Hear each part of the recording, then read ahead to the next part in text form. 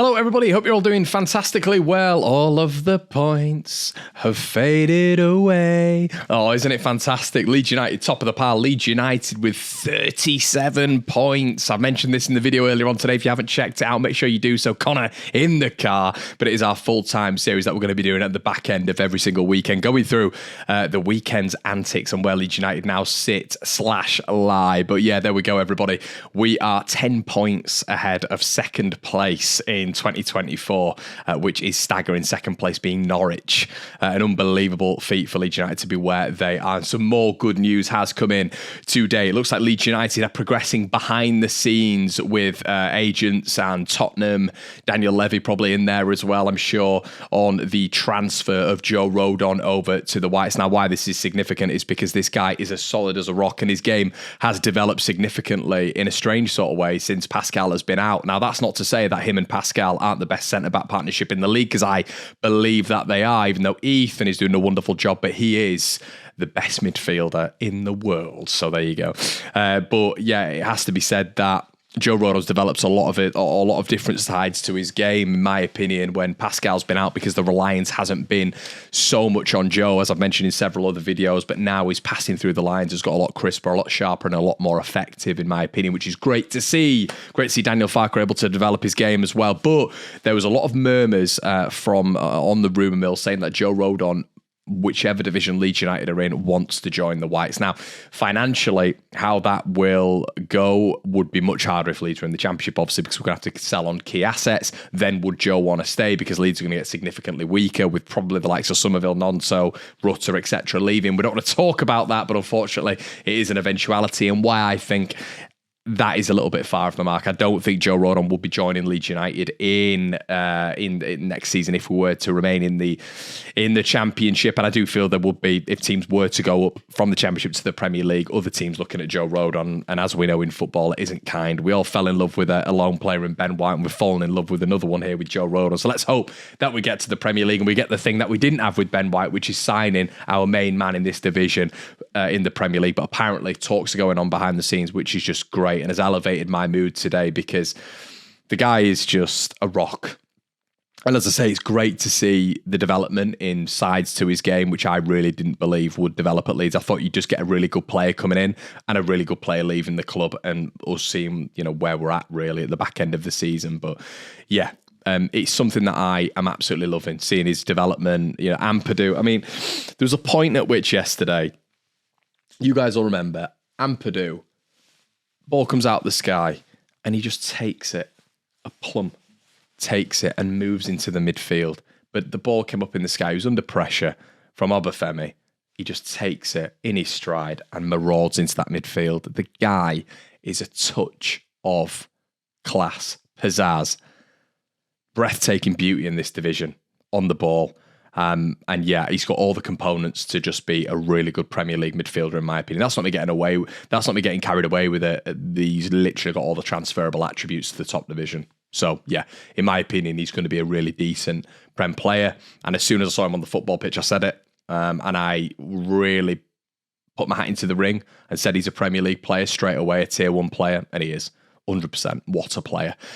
So yeah, I'm loving what I'm seeing from Ampadu. I'm loving what I'm seeing from Joe Rodon. I'm loving what I'm seeing with a lot of them, to be quite honest with you. And there's something else I wanted to focus on, with regards to Willy Gnonto. I wanted to give flowers to, rumours today, once again, saying he's absolutely loving his time at Leeds now. Daniel Farke seems to have really turned his head, which has been great. You do wonder where his loyalties stay with Leeds United now, because there's probably going to be interest in him when we go up to the Premier League as well, albeit that being a difficult transfer for anybody to get done with Leeds' financial whipping power when we go up to the Premier League, if we go up to the Premier League. So yeah, it's fascinating really, because you look at the positions that he takes up, and when I'm watching it yesterday, there's no doubt that Cree loves to invert, but he does take up that wide position a lot more than Willy Gnonto, and Willy Gnonto was obviously on that right hand side, but the amount of time, and he did it against Sheffield Wednesday, where he should have had a shot. Do you remember he cut inside and got tackled? And he did it against Huddersfield as well. He cut inside, got tackled, and he did it perfectly the other day where he whipped it in on his left foot. He cut in and didn't get tackled this time, whipped it into the bottom corner. And he's been shaping up for that effort for many, many weeks now. And he was shooting yesterday and he was taking the onus. He was taking the onus and the opportunity, something that Glenn Kamara should do more often in those positions. He had 2 opportunities, Glenn, to pull the trigger, and he elected to pass yesterday. Willy got it on the outside of the box, and a couple of times he tried to strike. Once it was blocked. The other one went over the bar, I believe, and the other one hit the back of the net, but he's shooting. He's a confident boy now, and he's always been a confident boy. And I'm just a massive fan of his technicality, and I'm just happy that a lot of us Leeds fans stuck by him because of what he's producing now, and he's got a massive grin on his face. I loved him. You probably saw me on the after celebration, the afterburner, trying to get my hand on his head from the south stand, and give him a little bit of a pat on the back. So I'm just so happy with what he's producing at this moment in time. And listen, you can see him in a cam roll. 100% Leeds can do that. You forget in the first couple of games, there's an argument he played in the false 9 position. And he definitely can play there, and I'd love to see him there. And that's it. Everybody, we've got options. You got Jaden Anthony coming on, playing a really big part in that second goal in terms of moving Leeds up that little part of the pitch. Lovely touch on the ball, nice little interchange with Firpo and Bamford there as well. But you got Jaden Anthony, you got Somerville, you've got Gnonto, you've got Rutter, you've got Dan James, but Gnonto 100% can play in that number 10 role. That is, if anything, he could play in that role even better, in my opinion. I love him out wide, but I think his ball striking ability, his low centre of gravity, his balance in and around that number 10 position would be frightening. I think that position for him could be his position. I'm not saying move things around, because I know you guys want me to think that I want to move things around all the time. I am not saying that. I'm just saying if Daniel Farke was to be a little bit pragmatic when it came to positions, Willy Gnonto could 100% play there, and I would have him there all day over Joel Perreault at the minute, because I think just in that position, on the edge of the area, I think he's lethal. And he showed it this season. He's got an eye for a threaded pass as well, and his ball striking ability is probably top 2, top 3 in the side, which you want in that position. Which, Pablo in that position was also extremely good at striking a ball. He was a pure striker of the ball, and Willy has that with his right foot, as Pablo did as well. So just a little tactical aspect there when it comes to Willy Gnonto. But great news as well, in a sense, because I think there's a tactical ploy here by Mr. Farke and Mr. Georginio. He is pulled out of, I believe it's the France under-21 squad for this international break. Obviously, apparently he's felt a little bit of a knock yesterday, and Farke said that he should be okay for the Watford game. I think he's done the old Alex Ferguson, where Fergie essentially used to just say, oh yeah, they're injured. All of the players are injured. They're not going for international duty. And that's well documented. On the last sort of 9-10 games of the season, Alex Ferguson would get those people out of the side, and just essentially they're all injured, according to Ferguson. So listen, that's great that we've done that, because he might have a little injury, but there's nothing there. The only negative I have with that, in my opinion, is that like Rodon's had 2 head injuries in the past 2 games when it comes to collisions, and I'm not saying Georginio isn't as committed as these Welsh boys, but these Welsh boys seem to have a real partnership. There's been a lot of broadcasts on the Leeds sphere, like talking about Wales and the camaraderie and going to war for the country and stuff. And you feel with those 4, Roberts, Ampadu, James and Rodon out of that side, that Welsh side, or even 50% of them, Ampadu and Rodon, they wouldn't even have a shot really. But we've also got Glenn Kamara going away with them, which, I don't know, has annoyed me a little bit, because that is 5 Leeds players going away now for 1 playoff game. So we're hoping they come through this with absolutely no injuries whatsoever, absolutely no problems, and Leeds are able to really, galvanise and go into those last 8-9 games, because they're huge.